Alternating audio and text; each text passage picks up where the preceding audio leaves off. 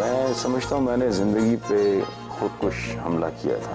کو حاصل کرنے کے لیے اس کی کوئی نہ کوئی قیمت تو دینی پڑتی ہے نا. آپ میں بھی کچھ ایسے جراثیم کا شائبہ ہے.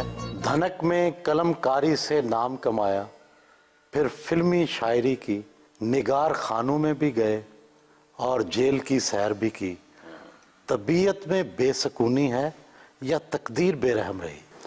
نہیں، تقدیر بے رحم نہیں رہی. میں سمجھتا ہوں میں نے زندگی پہ خودکش حملہ کیا تھا. زندگی بھی بچ گئی، میں بھی بچ گیا. ایک طرف سنتوش کمار وہ چھوٹے بھائیوں کی طرح، بچوں کی طرح ٹریٹ کرتے تھے. کہاں منیر نیازی صاحب، ان کے ساتھ بہت پیار محبت کا تعلق تھا. کہاں معراج خالد صاحب جو ہمیں پیار سے مرشد کہتے تھے. سو یہ اتنی زیادہ ڈائورسفیکیشن ہے، اتنا تنوع ہے زندگی میں، تو اس سب کو حاصل کرنے کے لیے اس کی کوئی نہ کوئی قیمت تو دینی پڑتی ہے نا. پہلا سیاسی رومانس ذوالفقار علی بھٹو سے کیا، پھر ایسے برگشتہ ہوئے کہ پیپلز پارٹی کے خلاف سخت لکھنا شروع کر دیا. میں اب ہیرو ورشپ پہ بلیو نہیں کرتا. اگر سوچ سمجھ کے گہرائی اور گہرائی کے ساتھ سیرت پڑھی ہو تو پھر نبی کریم کے بعد میں سمجھتا ہوں کہ کوئی اور قائد کم از کم مسلمان کو تو زیب نہیں دیتا. پڑھے لکھے حسن نثار کو کیا ضرورت آن پڑی تھی کہ ریڑھی لگا کر بیٹھ گئے؟ نہیں، اس میں یہ تھا کہ جب گھر بار وہ کسی مسئلے پہ میرے فادر نے، اللہ انہیں غریق رحمت کرے، انہوں نے میری والدہ کو کہا کہ یہ اسے سمجھاؤ کہ اگر یہ اپنے پرنسپلز کے تحت زندگی گزارنا چاہتا ہے تو اپنی دنیا میں اپنے پرنسپلز، میرے گھر میں میرے اصول. میں نے کہا جی آج کے بعد میں والد کا دیا ہوا نام بھی استعمال نہیں کروں گا. حسن نثار از ناٹ مائی ریل نیم. میرے والد کا نام تھا میاں نثار الحق، میرا نام ہے اسرار الحق. سو تھوڑے سے پیسے جو میں نے لیے تھے اس میں میں صرف ریڈی لگا سکتا تھا. بعد میں والد صاحب سے صلح صفائی ہو گئی؟ ہاں ڈیفینیٹلی. Was very happy. پتہ نہیں یہ لفظ مجھے استعمال کرنا چاہیے کہ نہیں.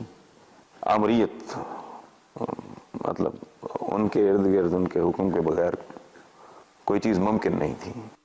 آپ میں بھی کچھ ایسے جراثیم کا شائبہ ہے؟ ڈیفینیٹلی. آپ نے بالکل ٹھیک پوائنٹ آؤٹ کیا ہے. میں اپنے ارد گرد، اپنے ماحول، اپنی دنیا میں اپنا کمانڈ کنٹرول، لیکن میں فلیکسیبل ہوں. آپ کو زندگی میں بہت بڑی کامیابی تو کالم نگاری سے ملی، اس طرف آ کیسے گئے؟ یہ حادثہ ہے. مجھے بے نظیر بھٹو صاحبہ نے it was forced in fact کہ مساوات کے آپ ایڈیٹر.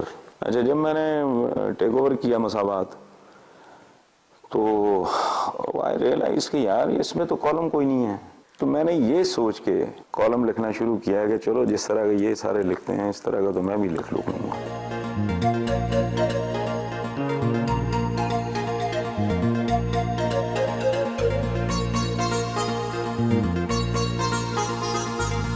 اخبار پڑھنا ہو یا کالم لکھنا ہو تو وہ خوبصورت ماحول میں بہت جلدی آتا ہے، لیکن ویسے ہی ٹھیک بھی ہو جاتا ہے جلدی. آپ کے شوہر جذباتی ہیں، غصے کے تیز ہیں، گھر کا ماحول کیسے پرسکون رکھتی ہیں؟ اس کے لیے مجھے سافٹ ہونا پڑتا ہے ان کا غصہ دبانے کے لیے مجھے مسکرانا پڑتا ہے. ٹی وی کا ریموٹ ہو، گھر کی بتیاں ہوں یا اے سی چلانا ہو، شوہر آپ کی مدد مانگتے ہیں، کیا یہ واقعی آپ کے کنٹرول میں ہے؟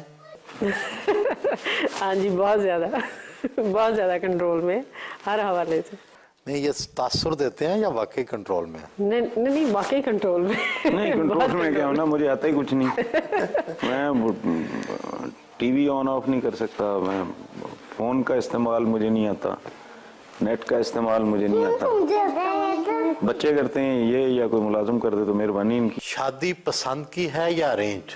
پسند کی. بھابھی سے پہلی ملاقات کب اور کیسے ہوئی؟ وہ بھی ایک بیسیکلی ہم ایک فیچر کرنا چاہ رہے تھے قبرستانوں پہ. اس سلسلے میں ان کا میرا ایک جوائنٹ وینچر ہوا تھا. وہ پروجیکٹ تو ہمارا بیچ میں رہ گیا، دوسرا پروجیکٹ شروع ہو گیا. دوسری شادی پہلی سے بھی مشکل ہوتی ہے، حسد کے سائے تو منڈلاتے ہوں گے. पहली शादी दरअसल मैं समझ रहा हूँ रिहर्सल होती है, दूसरी शादी शादी होती है। ये मर्द का काम है इसे कायम रखना, क्योंकि वो कैप्टन है शिप का। पहली शादी से बच्चों की देखभाल और तालीम और तरबियत की जिम्मेदारी उठाई हुई है। माशाल्लाह they are on their own, बड़े हो गए। हाँ they are grown up, they are on their own. बचपन में भी ये तन्हाई पसंद करते थे, अच्छे से अच्छे दोस्त मिलते थे लेकिन किसी के साथ खेलते नहीं थे, अकेले खेलते थे। शरारती बहुत थे, मोहल्ले के लड़के के पीछे लगे हुए होते थे और ये आगे होते थे, ये सब पीछे होते। जब मैं कहता हूँ आप टॉफी लेके आए तो ये लेके आते हैं, पर कोई उल्टी ले आते हैं। शिकायत किसी बात से नहीं होती हमें। मेरी बर्थडे पर बाबा ने इस दफा मुझे गोल्ड की रिंग गिफ्ट की।